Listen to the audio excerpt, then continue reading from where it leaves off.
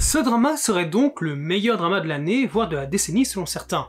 Après tout, pourquoi pas? Car il a quand même réussi à surpasser Crash Landing on You et devenir le plus gros succès de la chaîne TVN en termes d'audience. Eh, c'est pas rien! 왕이다!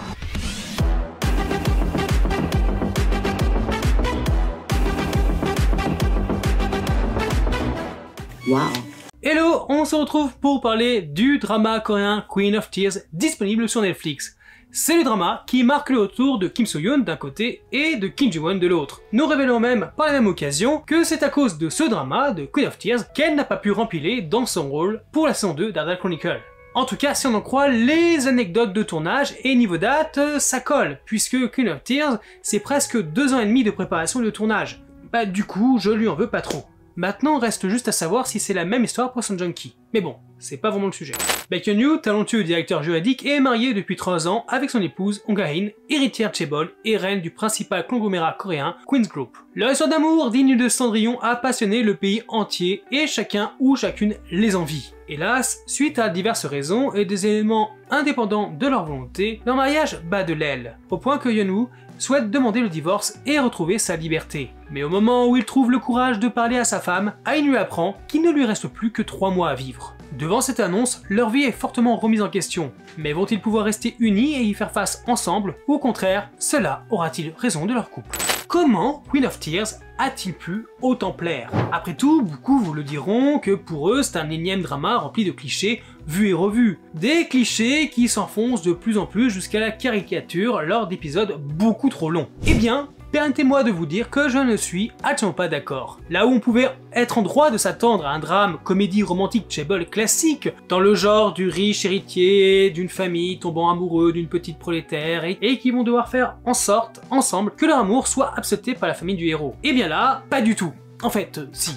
Ok, un peu, mais on est quand même plus sur une espèce de relecture de Cendrillon où les rôles sont inversés. Le prince est une princesse et Cendrillon est un homme. De plus, on ne va pas vraiment suivre leur romance, ni l'évolution de celle-ci, car dès le début, ils sont déjà sur leur finalité. Ils sont mariés et vivent même ensemble. Leur rencontre et leur rite de séduction sera rapidement résumé dans des flashbacks simples mais efficaces dans le premier épisode. Puis par la suite, on aura d'autres éléments dans les prochains épisodes. De ce fait, on va donc partir sur quelque chose de bien plus mature dès le début et explorer les problèmes du mariage qui conduit Hyun-woo à souhaiter demander le divorce, puis à essayer de se reconnecter avec sa femme à l'annonce de sa mort prochaine. Nous sommes donc face à une nouvelle façon de raconter une histoire, comme si on lisait une sorte de grand roman graphique dans l'optique de transformer ce que nous attendons d'un K-drama en quelque chose que je dirais vraiment unique. Et même si le début peut s'apparenter à quelque chose de plutôt lent, la seule promesse de reconnexion à venir entre nos deux héros est suffisante pour attiser notre curiosité. Ok, certains trouveront ça sans doute prévisible, d'autres l'est, mais pourtant c'est étonnamment humain et réel. Si tu veux, il s'échappe de Queen of Tears un sentiment s'approchant d'un conte de fées, mais un conte de fées mature, avec tous ses aléas, qui élève vraiment l'histoire d'amour de Ong Ha-in et de Baek Hyun-woo à un nouveau sommet de la rom-com. Bien que leur relation initiale semble quand même assez différente de cela, leur environnement suggère quand même le contraire, et y ajoute constamment plus de magie au développement de leur histoire d'amour en tant que couple et amants troublés pour en faire la principale intrigue du drama. Leur relation est une sorte de nouvelle exploration rafraîchissante dans le monde des K-dramas romantiques, parce que généralement on va suivre des couples qui se rencontrent pour la première fois, qui tombent amoureux et qui finissent par se marier souvent à la fin de la série. Mais avec Hyun-woo et Ha-in déjà mariés, nous sommes en territoire plutôt inconnu, qui ne cesse de surprendre et surtout de dépasser les attentes. La romance c'est quand même souvent le fondement même des K-dramas. Queen of Tears n'est pas différent en cela, et ne serait rien sans son couple qui est le pivot émotionnel de son histoire. L'incroyable alchimie de Kim Ji-won et Kim So-yeon transperce littéralement l'écran à chaque instant, que ça soit dans les scènes de tendresse, d'aveu, de colère ou même de difficulté. Leur personnage était né et destiné à s'aimer, et l'histoire s'appuie bien sur cet état de fait pour démontrer que deux sont sans nul doute l'un des meilleurs couples drama de ces derniers temps. Chaque interaction entre eux est pleine de magnétisme, même dès le premier épisode où le duo n'est pas si proche, même éloigné, dû au classique manque de communication, l'affection de Ha-in et Hyun-woo l'un pour l'autre est encore toujours hyper évidente. Et même alors que Queen of Tears s'approchait lentement mais sûrement de sa conclusion, les performances de Kim Ji-won et Kim So-yeon sont devenues encore plus captivantes, augmentant alors constamment les enjeux de la relation entre leurs personnages. De plus, leur relation est très facile à accepter, si bien qu'il est difficile de détourner le regard d'une seconde quand les deux acteurs sont à l'écran, parce que chaque scène entre eux est tout simplement magique. Queen of Tears a pourtant été initialement présentée comme une comédie romantique, et beaucoup s'attendaient à une série quand même assez légère.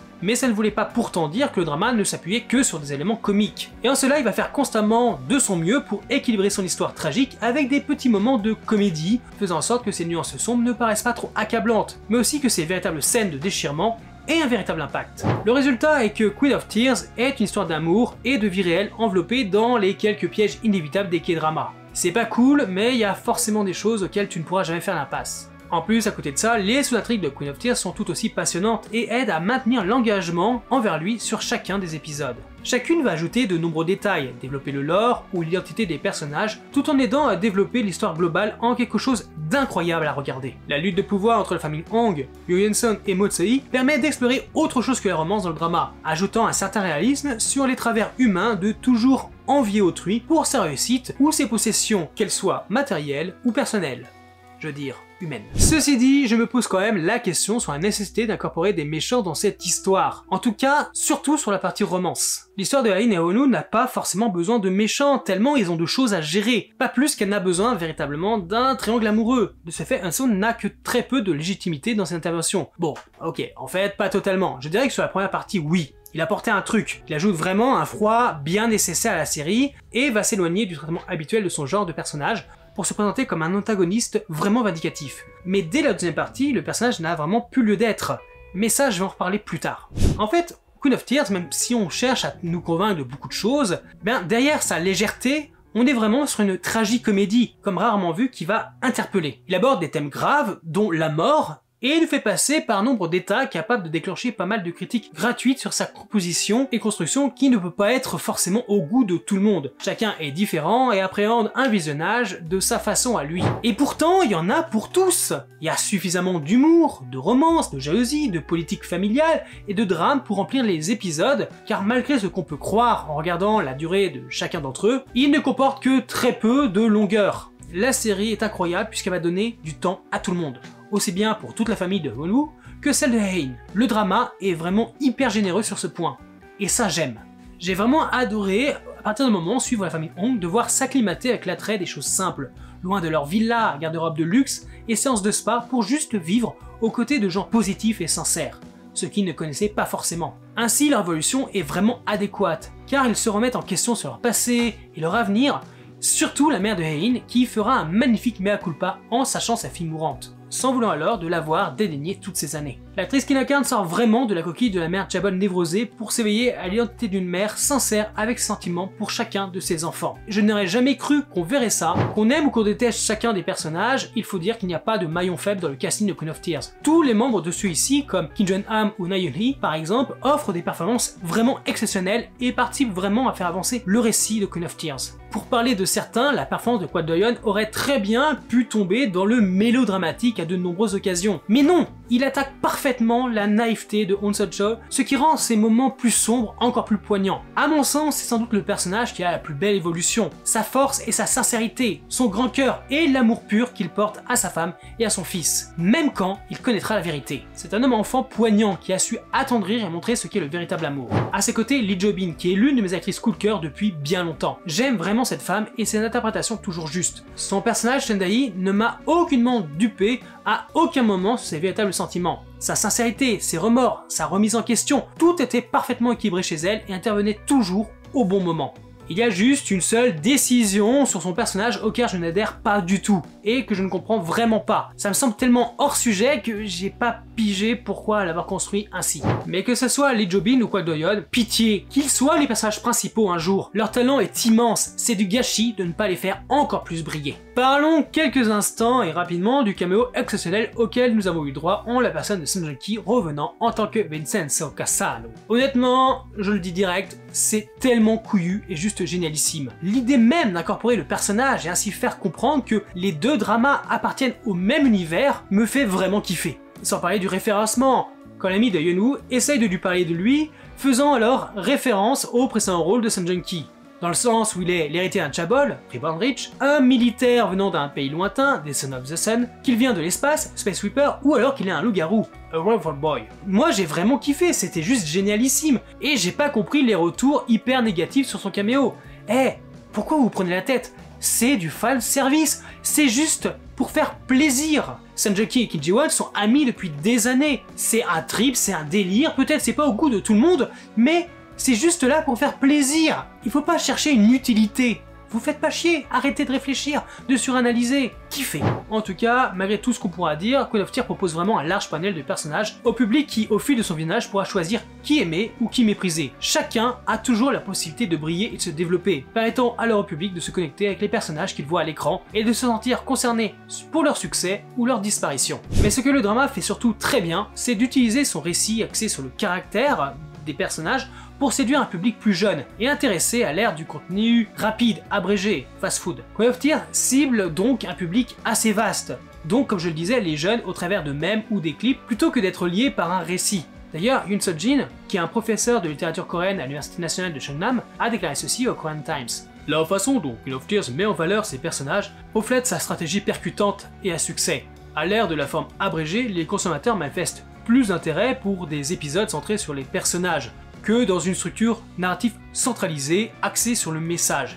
Et cette tendance contribue évidemment au succès du drama. On peut donc dire que les personnages de Queen of Tears ont su capturer le spectateur de toute génération pour se cimenter comme l'un des meilleurs K-dramas de tous les temps. Et honnêtement, quoi qu'on puisse dire, les audiences parlent d'elles-mêmes.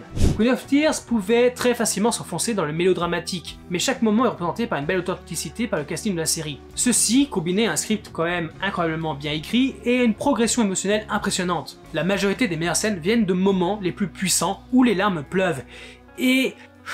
écoutez, je pourrais vraiment vous en parler encore longtemps, vous parler de l'OST, de la poésie en général, ou celle lors des hallucinations d'Erin, de la cinématographie, de la beauté des scènes ou de ses gros plans, de la magnificence du travail de la lumière, sans parler de la romance tertiaire également. Si vous voulez, il y a encore tellement de choses à dire sur ce drama, mais la vidéo risque d'être hyper longue, et il y a encore certaines petites choses dont j'aimerais vous parler.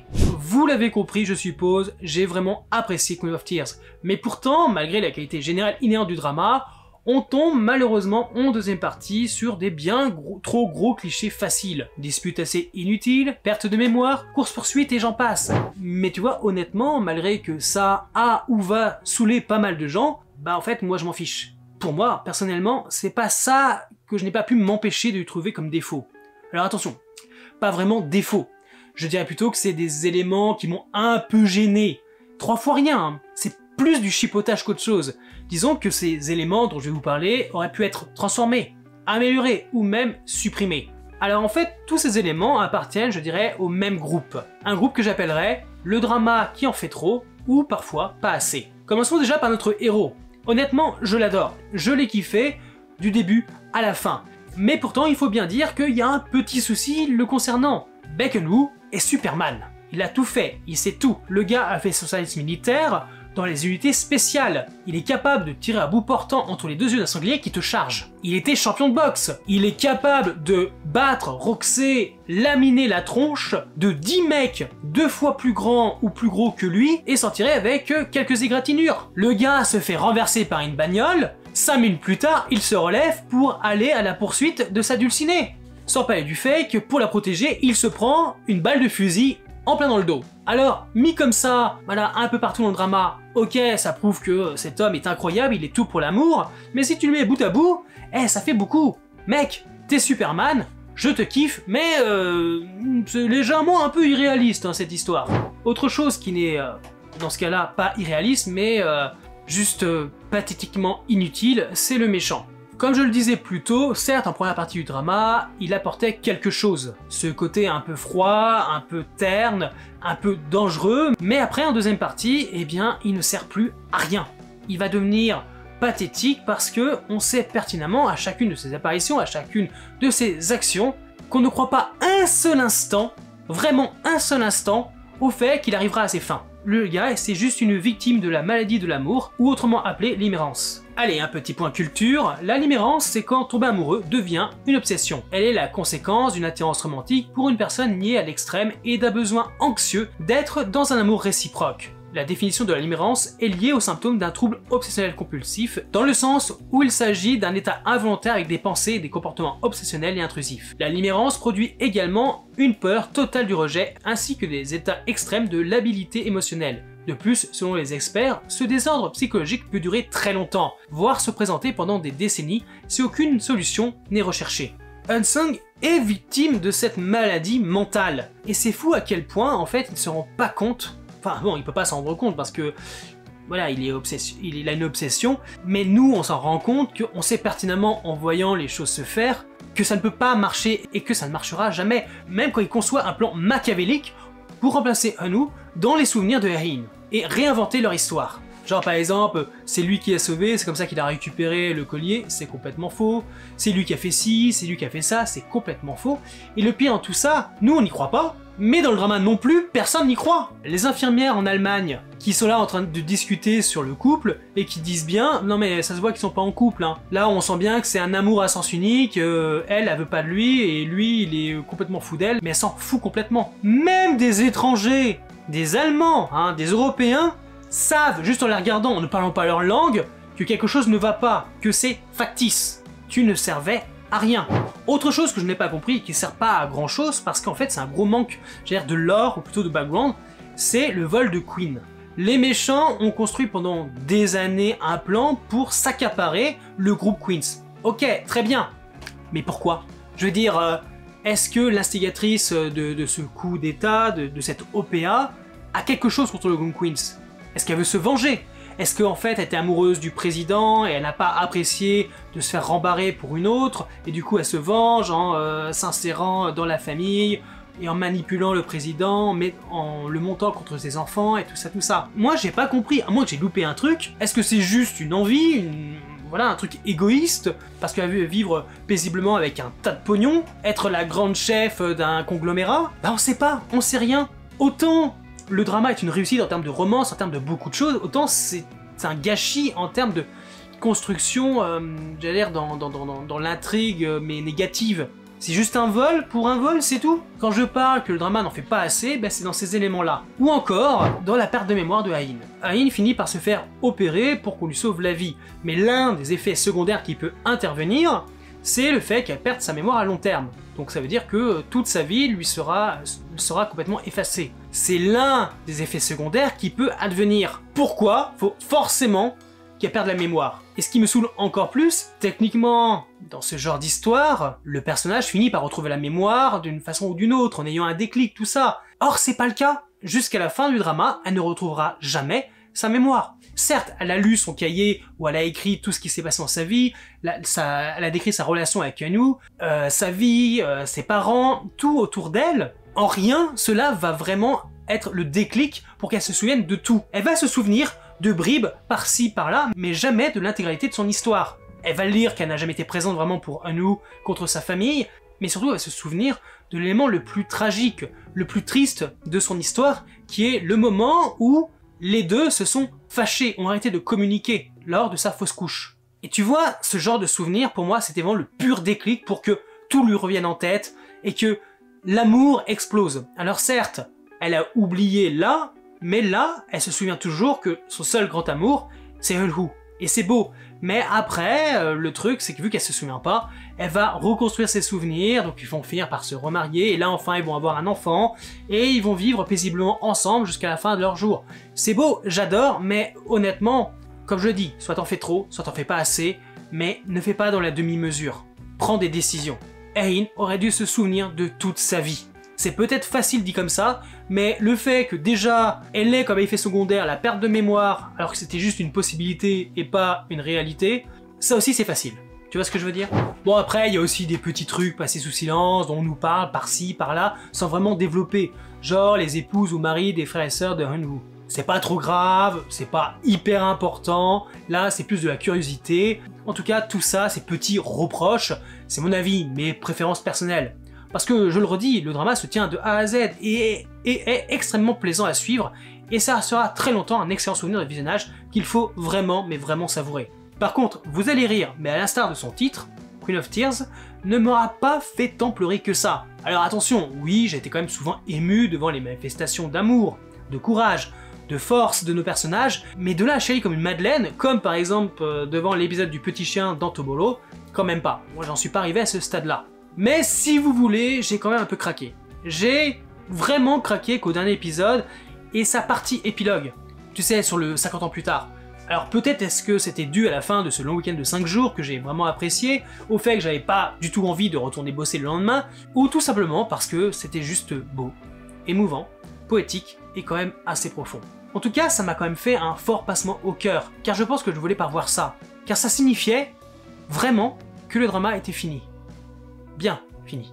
En bref, à la question « Est-ce que Queen of Tears est le meilleur drama de 2024 ?» je te dirais que non. Mais attention, pas parce que j'ai vu meilleur en ce début d'année ou parce que je ne l'ai pas aimé. Au contraire, non, c'est juste que simplement l'année n'est pas encore finie. Et je ne suis vraiment pas de ceux qui cataloguent un drama qu'il a adoré au sommet alors que l'année dramaesque est encore en cours et peut très bien encore nous surprendre de bien des façons.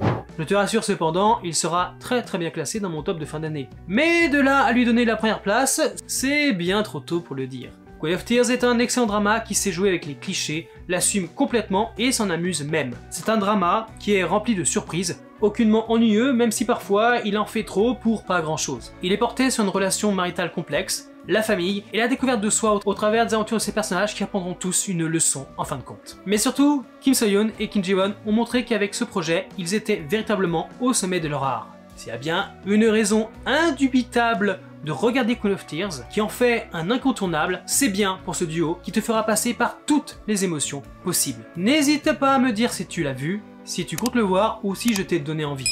J'espère que la vidéo vous a plu, je vous dis à bientôt pour une nouvelle, et bien sûr, dans les commentaires. Bye les Dramavores.